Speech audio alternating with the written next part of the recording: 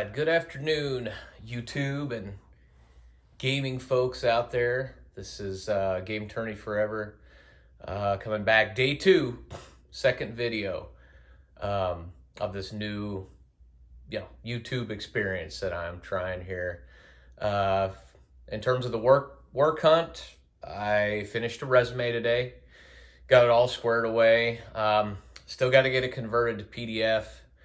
Man, I am just using outdated hardware over here. I have a laptop from back in 2010 that I can't even download my resumes off my email because it's just so old. As soon as you connect it to the internet, it kind of freaks out. It's using Windows 7, and then my wife has a MacBook Air, which in itself is a good little PC, but being a PC guy traditionally and trying to use that thing, it's very difficult. It's a major challenge when trying to do anything with stuff that I've done on other computers, and so that has been a challenge. Um, and then, funny enough, I actually was one of those folks that picked up the Atari VCS a number of years ago when GameStop put it on special for $99. And so I had a friend, and I'll talk more about this machine later down the road, but essentially I had a good friend. Evan, if you see this video, thank you, Evan. Because I pretty much was going to make it my son's little machine for him to play games on and stuff, and it is. But with work taking away the work laptop, it's actually been the best computer I have. He put Windows on it. I put Microsoft Office. We had an old physical copy to use Word and all that on. But even with that, converting things to PDF on that has been an issue. Certain things. Some things play nice when you put them into a Google Doc, and try to do it through there. But this particular resume is not. So I'm working on that, but happy to say by the end of this week, hopefully I should have all that done. But anyway, and amongst that, just trying to exercise a little more, try to stay healthy, try to keep positive mindset through all this. But moving on from that, as you can see in front of you, we got a couple of the later released Game and Watches that Nintendo came out with, I believe, November of 2020. So kind of knee deep in, the crazy time we were in back then, and November of 2021. Now, I know last time I mentioned I was born in 1984. Well, my birth month is actually November. And so these were kind of appealing to me in that they were kind of like little birthday gifts to myself. I remember when these came out, they weren't that expensive. If I recall, they were like $50 or something like that, somewhere around there. And just like in the Atari video, I thought I'd let you know kind of my history with the Game and Watch and then these and all that sort of stuff. So my history with the Game and Watch, again, this is another system that I had no idea even existed. I never saw them back in the 80s or the 90s, and maybe if I did, I don't remember. Back then it was, from what I remember, it was all about the Game Boy. It was so many Game Boys. I did have a friend or two who had a Game Gear, but that was really it. These things, I saw the Tiger Electronics more than I saw something like this. And I think I even had a few Tiger Electronics back in the day, but yeah, I just never saw these things. I do find them fascinating though, seeing them years later, and seeing kind of where the DS and 3DS, where those designs were inspired.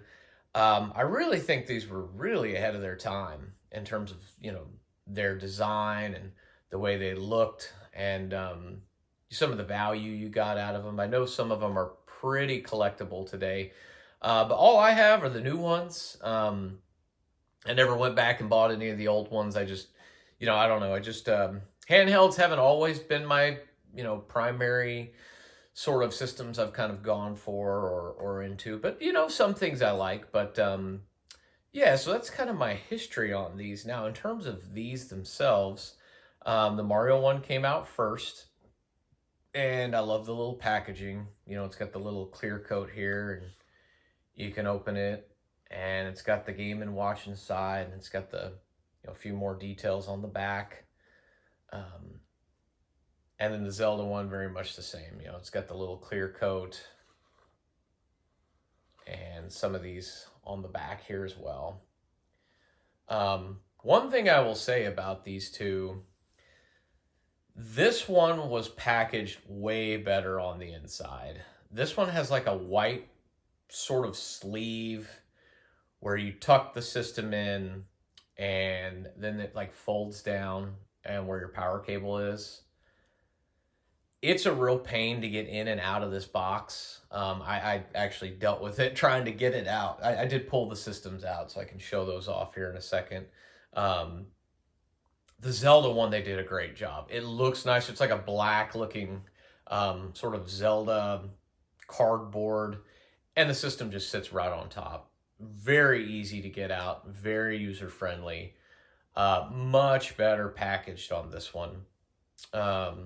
Now, I remember when I went to go get these, this first one, I got it easily. Even this one I got easily. And I remember November's always kind of a interesting time in the year for games. There's always a lot of releases that start, I want to say late October into November and then into December. They kind of start to trickle off in December, but late October, November, and early December typically are heavy. Some of the biggest games come out during that time period, and I can recall there being some games coming out and me walking in and being like, they ask, "Oh, are you here to pick this up?" I'm like, "No, I'm actually here for this." And them just giving me funny looks about it. I don't know. I'm kind of a niche, obscure sort of, I just have certain things I like, and this is just what I happen to want, to get for my birthday each of those years. And so this one I remember getting. I remember they had some, but I remember they didn't have a lot. I was really excited, got it, enjoyed it, because it comes with a decent amount of games. Like, on the back, it shows Super Mario Brothers, Super Mario Brothers, The Lost Levels, and then you also get the ball game, which is just a very simple Game and Watch. And then the watch. And you know what?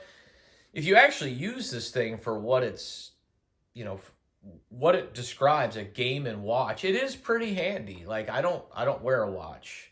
Ever since cell phones came out, I haven't. But, if I want to put my cell phone down or get away from it, this is kind of nice to have if I'm just out and about or doing something. You can check the time if you're waiting on something. You can play a game. You can play a game of Super Mario Brothers or Lost Levels. It's great because they actually kind of have save functions, as well as you can kind of pause and come back to it. It kind of flip flops between. Now the Zelda one was interesting. I remember thinking this is going to be hard to get. I was thinking with this one the way it was. I was thinking I got there. I got one, and they had lots of them. And I remember thinking, well, I guess they think a lot of people are going to want this. And then I remember seeing these for a long time, actually, post this coming out. So I'm not sure which one they released more of, but I can tell you I saw a lot more of this one out in the wild than I did this one. And same sort of deal. This is a great package. I mean, coming with The Legend of Zelda, Adventure of Link, and Link's Awakening. And then, of course, you also get the this little Vermin, Link version, and then the playtime clock and playtime timer. I mean, it just comes with so many little goodies with the system. And just to show you what these look like, they're very, very clean. Like, here's the Mario one. It's got those Famicom colors, with the gold and the red. You get your D-pad and A and B, power button on the side, the USB-C for charging. The cable's real short, though. Wherever you charge this, you need to be able to get into your USB pretty easily. And then you got your game, your time, and your pause and set. Unfortunately, these are both dead, so I can't turn them on at the moment, but they don't take too long to charge up. You just plug them in and charge them. I will need to do that at some point here. But yeah, that's the Mario one. My only criticism of this is trying to play Mario with these squishy little buttons like this, if you're used to the NES controller, um, these just feel very weird. Is very different. And so like trying to run and jump, I mean it's doable, but it just feels different. That's all I'll say. Just very kind of mushy. But hey, for on the go, whether you're on a plane ride, a car ride, you're in some situation where nothing's going on and you're looking for something to do, comes in handy. Quick, nice little play and very nice looking little system. Zelda one, very much the same kind of setup. You know, as you can see, they're very, very similar in terms of their button layouts. Pretty much the same, although the Zelda one does have the select and start, because in Zelda you have that, you know, you need more button functions with the Zelda games. But you have that D-pad, the A and B kind of squishy buttons, you know, the game, the time, the pause set, all that sort of stuff here as well. This is a really cool system when you turn it on as well. If I remember correctly, I want to say the back actually glows. Pretty sure it does. This little Triforce here. Again, it's not alive right now.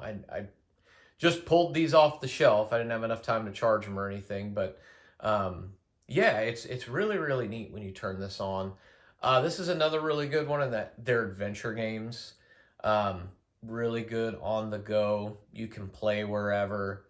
And yeah, and you know what? The speaker on these two, they're actually solid. You know, when you're listening to the music, it sounds good. They have volume dials on them that you can, you know, play with if you want it louder or softer, as well as the brightness of the screen.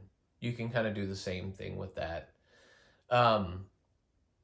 And so, yeah, that's kind of my story with these. And, you know, I've taken them on various trips and stuff, and they've kind of got the job done. I don't use them as much as I used to. I think they're just kind of a cool thing to look at, but you know, once in a while I'll pull them down.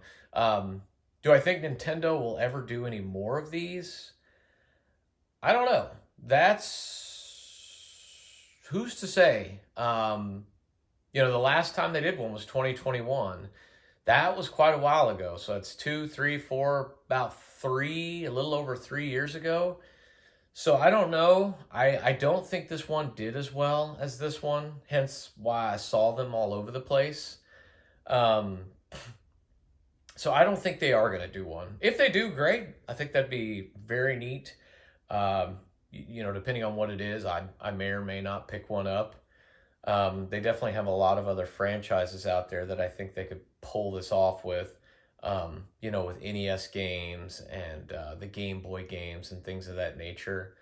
Off the top of my head, I don't know. I can't think of one that necessarily would come to mind. Maybe Kirby or Metroid or something like that. I'm sure there's another franchise out there I'm not thinking of that was on NES and Game Boy, but I mean, I think those would be two potentially good ones. With Switch 2 coming, I wouldn't be shocked if we got some sort of Game and Watch online thing where very primitive, you know, but maybe not, who knows. But that is my history with the Nintendo Game & Watch and these machines. Again, first time YouTuber still here, second video. So I hope you guys enjoyed the just kind of my history, kind of what I think of these. If you see one out there, I don't know what they go for nowadays. They may have risen in value a little bit, but I still can't imagine them being too terribly much, especially this one. Maybe this one's a little more, just because I don't see this one as often as I do this. But yeah, if you want something fun to play that keeps the time, that you can travel with, pick them up.